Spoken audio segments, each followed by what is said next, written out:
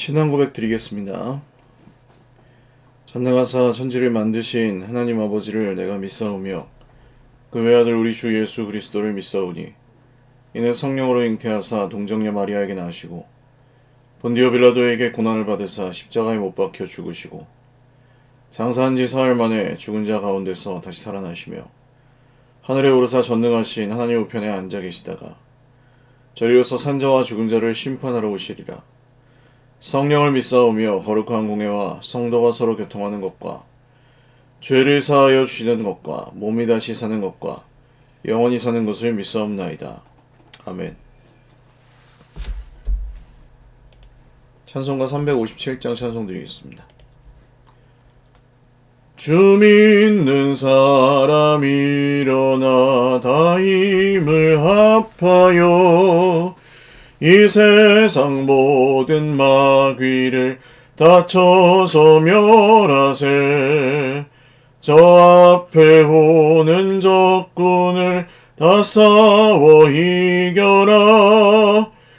주 예수 믿는 힘으로 온 세상 이기네. 믿음이 이기네. 믿음이 이기네. 주 예수를 믿음이 온 세상 이기네. 온 인류 마귀 괴율로 큰 죄에 빠지니 진리로 띠를 띠고서 늘 기도드리세. 참 믿고 의지하면서 겁없이 나갈 때 주 예수 믿는 힘으로 온 세상 이기네. 믿음이 이기네. 믿음이 이기네. 주 예수를 믿음이 온 세상 이기네. 끝까지 이긴 자에게 흰 옷을 입히고 또 영생 복을 주시니 참 기쁜 일일세. 이 어두운 세상 지나서 저 천성 가도록 주 예수 믿는 힘으로 온 세상 이기네. 믿음이 이기네. 믿음이 이기네. 주 예수를 믿음이 온 세상 이기네. 하나님 말씀 창세기 17장 1절에서 27절 말씀입니다.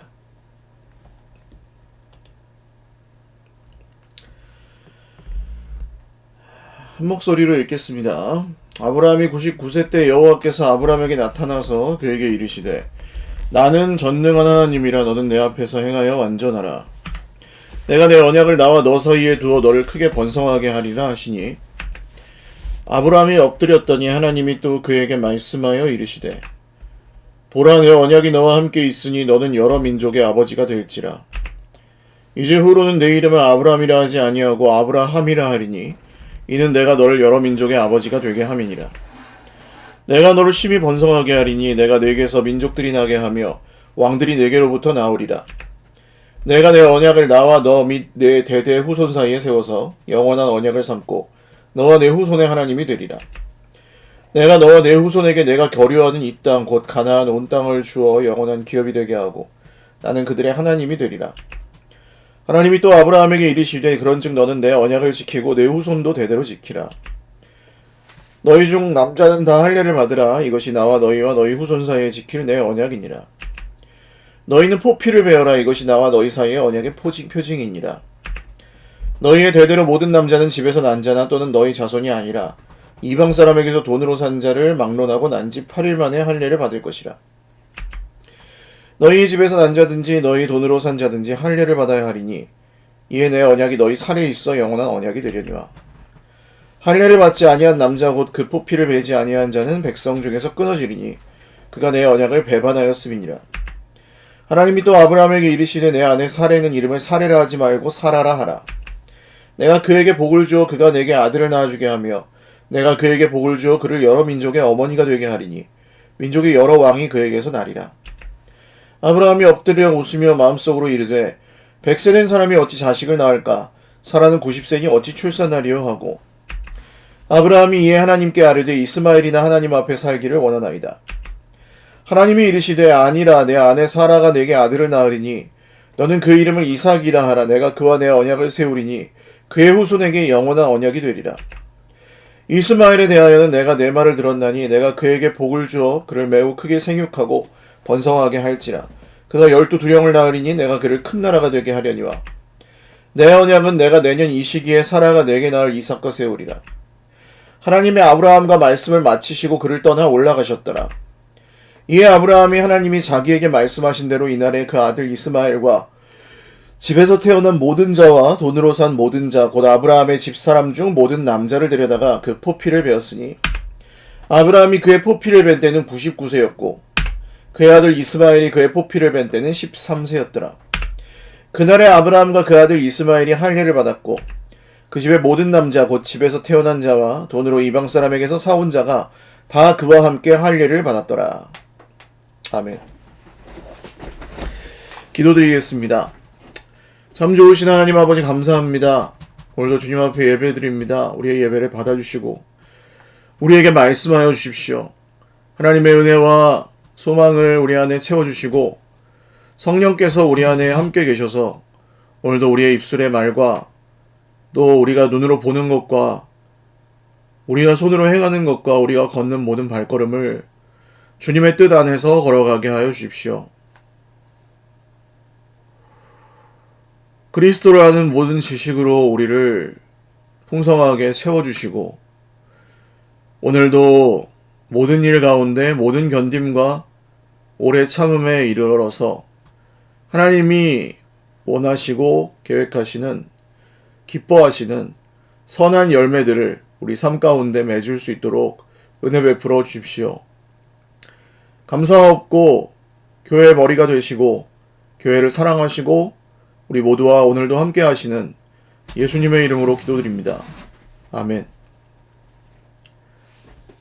할렐루야. 네, 오늘도 하나님의 은혜와 평강으로 풍성한 하루 누리시기를 바랍니다. 창세기 17장은 할례 언약에 대한 내용입니다. 아브라함이 99세 때 이스마엘이 13세 그래서 아브라함이 99세가 되었을 때는 이제 뭐 하나님 99세인데 사례도 89세인데 뭐 굳이 아이를 낳고 안 낳고가 그렇게 중요하지 않습니다. 저희는 살 만큼 살았고 저희에게 주신 게 다 하나님의 은혜라고 생각하니까 이스마엘이나 그냥 하나님 앞에 살게 해주십시오. 이렇게 생각하고 있을 때였습니다. 근데 하나님께서 할례를 하라는 말씀을 주시면서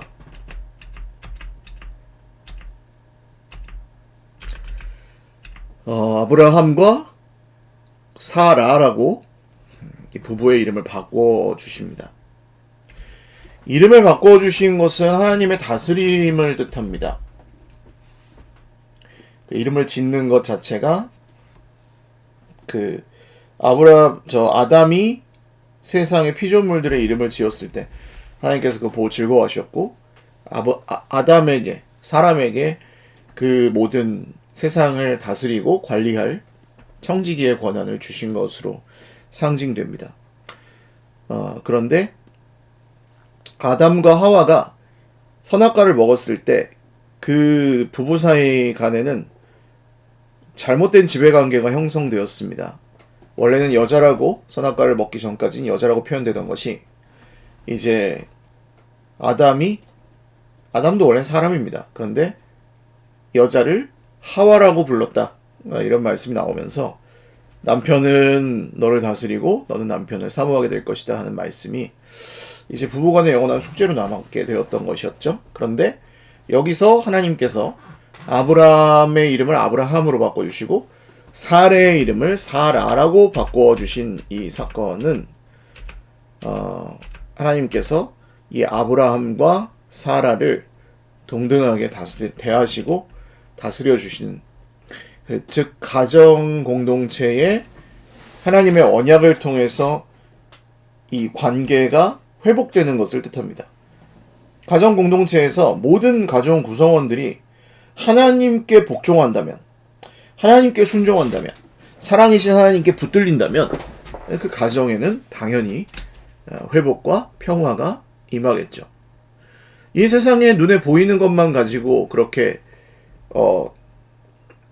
누가 더 옳은지 누가 더 높은지 그런 것들을 결정하려 한다면 가정뿐만 아니라 모든 사람이 만나는 곳에는 불화와 시험, 그리고 미움, 분노, 억울함 이런 것들만 남을 뿐입니다만, 하나님이 다스려 주시는 새 언약의 이름을 받게 된 아브라함과 사라처럼 우리도 예수님 안에서 그 새 언약의 공동체가 된다면 우리는 이전보다 훨씬 정말 차원이 다르게 회복된 관계들을 누릴 수 있을 것입니다.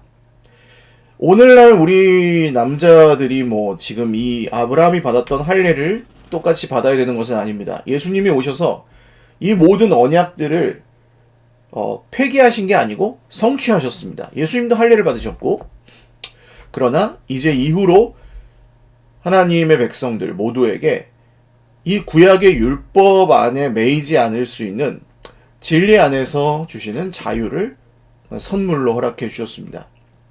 그러므로 이제는 할례나 무할례가 중요한 것이 아니고, 바울이 말씀한 것처럼 마음의 할례를 받으라.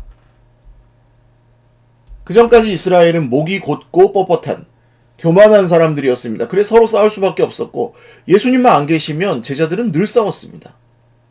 심지어는 최후의 만찬 때는 예수님이 계신데도 싸웠습니다. 그 3년 정도 같이 다니면서 갈등이 격화될 만큼 격화됐고, 이제 예수님이 뭔가 이루실 것 같은 때가 되니까 그 갈등은 더욱 첨예해졌습니다.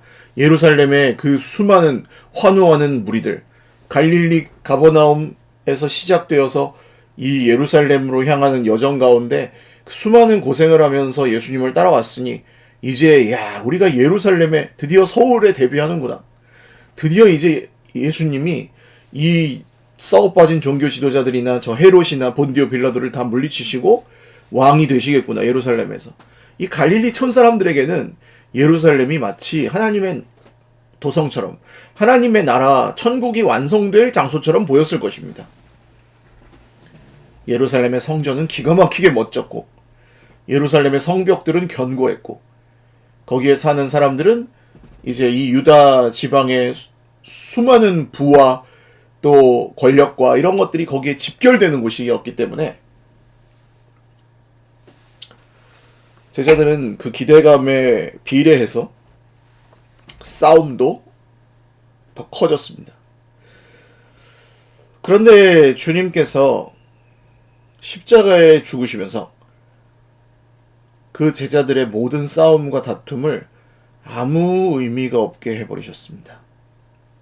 발을 씻어주셔도 싸웠거든요. 예수님이 발을 씻어주셨는데도 못 알아듣고 싸웠습니다. 그들은 십자가를 원하지 않았습니다. 예수님이 성공하시고 출세하시면 그 옆에서 어떻게 한자리 할 수 있을까? 하나님의 나라나 뜻에는 별로 관심이 없었고, 여전히 스스로 거룩하다고 여기지만 그들이 미워하고 예수님의 원수라고 여겼던 대제사장 무리들이나 본디오 빌라도 혹은 헤롯 왕과 이 제자들의 상태는 그리 다르지 않았습니다. 그런데 이들이 십자가를 통해서, 예수님의 죽으심과 부활을 사건을 통해서 무언가 달라졌습니다. 성령이 그들에게 임하셨을 때 그들은 전부 다 마음의 할례를 받은 구별된 하나님의 백성들로 변했습니다.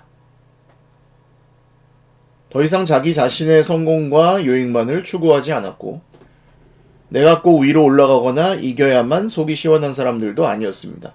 전혀 다른 인류가 되었습니다.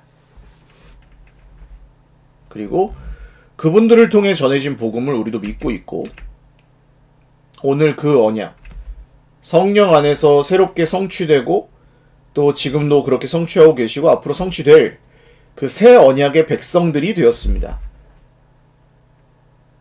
그러므로 예수님은 믿고 천당은 뭐 가고 싶다. 그렇지만 나는 나랑 안 맞는 사람은 끝까지 미워할 것이고 끝까지 내 말을 안 들으면 나는 그 사람들을 섬기거나 사랑할 수 없다. 이렇게 주장할 수 없다는 것이죠. 이것과 이것이 다르지 않아요. 천당에 가는 믿음과 이 세상에서 정말 마음의 할례를 받은 성령의 새 언약의 백성들로 나와 맞지 않는 사람들과 나보다 더 못났는데 잘난 척하는 사람들과 그런 사람들과 어떻게 지내느냐가 이 천당과 관련이 있다는 겁니다. 제가 천당이라고 표현드려서 죄송합니다. 천당이 사실은 아니죠. 죽은 다음에 뿅 하고 어떤 4차원 세계로 가는 게 아니라 우리는 죽은 후에 예수님이 오시는 그날, 부활의 그날, 새 언약이 완전히 성취되는 그날에 다시 육신을 가진 정말 몸으로 다시 부활하여서 예수님을 만나게 될 것입니다. 예수님이 그때의 음식을 드셨듯이 우리도 그날의 음식을 먹을 가능성이 높고, 예수님이 그때의 도마에게 손을 넣어봐라 하셨던 것처럼 만질 수 있고 서로를 안아줄 수 있고 손을 잡아줄 수 있고 눈물을 닦아줄 수 있는 그런 존재가 될 가능성이 높습니다. 그날에 주님이 하나님께서 그들의 눈물을 닦아주실 거라고 했습니다. 눈물을 여전히 흘릴지도 모릅니다. 그러나 주님이 그 눈물을 직접 닦아주시는 날이 오는 거죠. 그 마음의 할례를 받는 것과 오늘 우리가 이미 우리에게 임한 예수님을 통해서 성취된 이 새 언약을 받아들이는 것은 너무나도 중요한 얘기입니다. 그게 예수님이 우리에게 주시려는 복입니다. 하나님께서 아브라함에게 주시려고 했던 복입니다. 아브라함은 웃으면서 100세 된 사람이 어찌 자식을 낳을까? 믿지 않았습니다. 그런데 아브라함 할아버지가 존경스러운 부분은 바로 여기에 있죠. 이스마엘이 하나님 앞에 살게 되기를 원합니다. 저는 욕심이 없습니다. 라고 생각했지만 하나님께서 아니다. 네 아내 사라가 아들을 낳을 거야. 90세 된 네 아내가 사라를 낳을 거야. 내 언약은 내년 이 시기에 사라가 너에게 낳을 이삭과 다시 세울 거야. 1년 있다가 낳는다고 하셨어요. 아브라함 100세고 사라는 90세에 아들을 낳을 수 없는 몸이 이미 되었습니다. 그런데 하나님께서 이렇게 말씀하시자 아브라함은 그 말씀을 믿었습니다. 아브라함은 하나님이 말씀하시면 그 말씀을 믿었습니다. 예수님이 중풍병자에게 일어나서 내 자리를 걷어서 침상을 걷어서 네 집으로 돌아가라. 네 죄사함을 받았노라 하신 다음에 일어나서 중풍병자에게 그렇게 말씀하셨죠. 일어나서 내 침상을 가지고 네 집으로 돌아가라. 이것은 가버나움에 있는 누구의 집인지는 정확하지 않습니다만 지붕을 뜯고 내 친구가 이 한 중풍병자를 달아내렸을 때 예수님께서 하신 행동과 말씀인데요. 만약 그 중풍병자가 에이 저는 중풍병자인데 태어나서 이렇게 뭐 제대로 한번 걸어본 적이 없는 마비된 환자인데 제가 어떻게 걷습니까? 저는 못 걷습니다 하고 일어나지 않았다면 어떻게 됐을까요? 그는 이미 나았음에도 불구하고 못 걸었을지도 모릅니다. 순종한다는 건 그런 것이죠. 이게 될 리가 없는 일이어도 그 말씀을 믿고 믿음이 없으면 그냥 호의적인 마음이라도 갖는 겁니다. 많은 분들이 믿음이 어렵다고 생각합니다. 아닙니다. 믿음은 어려운 게 아니고 하나님께서 우리의 이해와 생각을 넘어서고 상식을 넘어선 말씀을 하셨을 때 그 말씀에 토를 달거나 원망하거나 비판하려는 것이 아니라 그 말씀을 향해서 호의적인 마음을 품고 그래 언제 이루실까? 기다려볼까?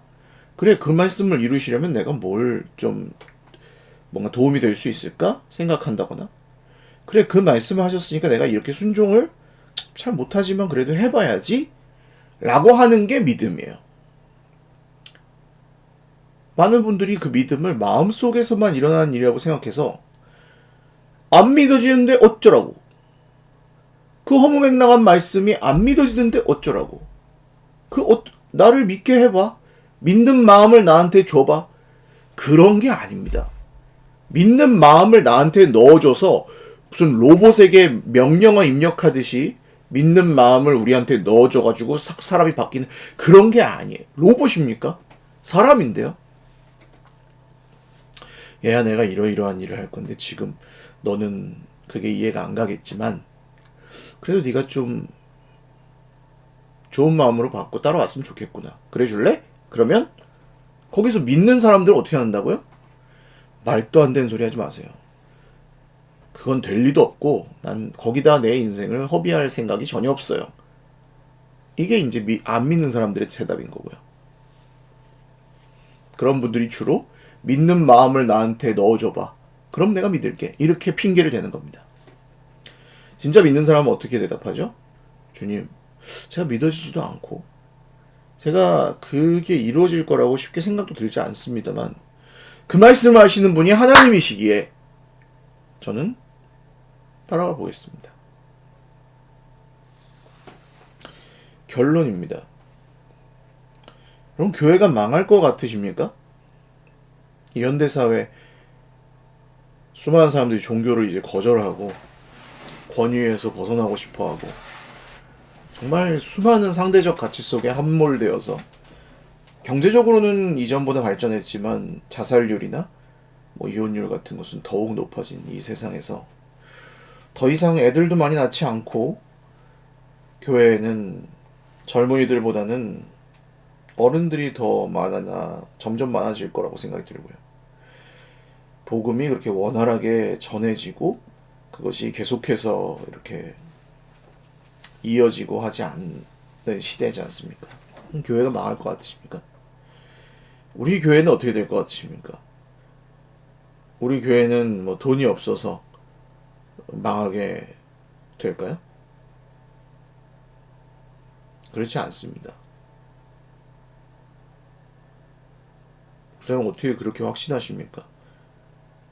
이 상황이나 경제적 상황이나 사람들의 마음이나 생각 이런 것들이 전혀 그렇지 않고 앞날이 어두운데요.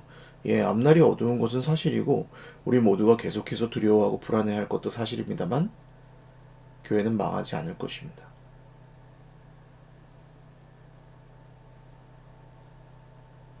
주님이 그렇게 말씀하셨기 때문입니다. 사자 먹이가 되고 불태워서 죽이고 톱으로 켜서 죽이고 십자가에 매달아서 발가벗겨서 매달아서 죽이고 검투장에서 검투사들의 칼에 죽고 목이 잘리고 그렇게 해도 안 없어졌습니다. 교회는 재산을 몰수하고 모든 가족들 앞에서 수치를 주고 그렇게 해도 교회는 없어지지 않았습니다. 어떻게 그럴 수가 있지? 그럴 수가 있지가 아니고 하나님 그렇게 하셨습니다. 그 2000년 전에만 그랬을까요? 불과 100년 전 우리나라의 일제강점기 때도 그 민족 대표 독립선언문을 함께 작성하고 공포하셨던 민족대표 33인 중에 절반 이상이 예수님을 믿는 사람들이었습니다. 교회는 없어지지 않았습니다. 일제와 공산주의 그 어떤 것에도 굴하지 않았습니다. 단 한 번도 무너진 적이 없습니다. 그래서 오늘까지 우리가 믿고 있는 것이고요. 염려하지 마십시오. 그러므로 교회를 계속해서 세워가십시오. 계속해서 교회를 이루어가십시오. 나 자신의 문제에만 함몰되어 계시지 마십시오. 하나님께서 원하시는 일을 하십시오. 하나님께서 계획하시고 꿈꾸시는 일들을 위해서 기도하십시오. 나 한 명의 무슨 성격이 뭐 착해지고 그 정도라고 생각하지 마십시오. 하나님의 계획은 그보다 훨씬 더 크고 저와 여러분을 통해 정말 놀라운 일을 하실 수 있는 분이 주님이십니다. 중풍병자에게 일어나 걸으라고 하는 건 미친 소리입니다. 아무것도 할 수 없는 우리에게 도대체 뭘 하라는 거예요, 하나님? 이렇게 묻는 게 너무 당연하겠죠.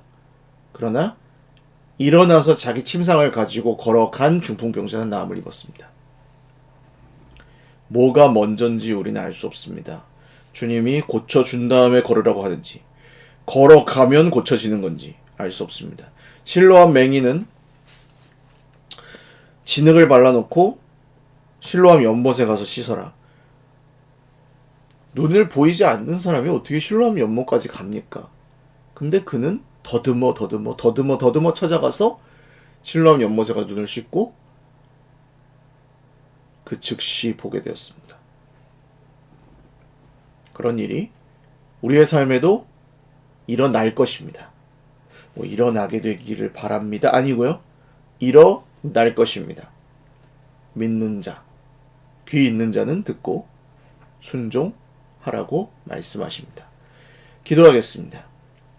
하나님, 믿음은 주님이 우리에게 손해가 되는 일을 말씀하시거나 잘 안 될 것 같은 일을 진행시키시거나 계란으로 바위를 치는 것 같은 일에 우리를 뛰어들게 하시거나 가짜않고 정말 나보다 못난 사람이 잘난 척하고 있는 것을 지켜보게 하시거나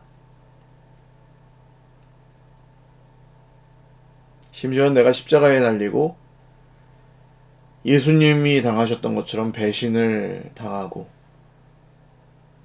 저주를 받는 상황이 된다 할지라도 믿음은 주님 그렇게 하신다고 해도 주님께서 어떤 놀라운 일을 하실 것을 말씀대로 하실 것을 우리가 믿고 기다려 보겠습니다. 따라가 보겠습니다. 부족하지만 순종해 보겠습니다. 라고 말하는 것이 믿음입니다. 아브라함이 그렇게 했고 이삭도 야곱도 우리의 믿음의 조상들인 다윗과 예수님의 제자들과 바울 사도에 이르기까지 모두 그렇게 살아가신 분들입니다. 우리랑 비교하면 훨씬 더 믿음도 좋았고 훨씬 더 하나님을 사랑했던 그분들조차 이 세상에 성공하는 것이 목적이 아니었습니다. 그리고 그렇게 되지도 않았습니다. 그분들 중에 상당수는 순교했고 세상에 속한 가치들을 많이 잃어버린 채 주님 안에서 지금도 잠자고 있습니다.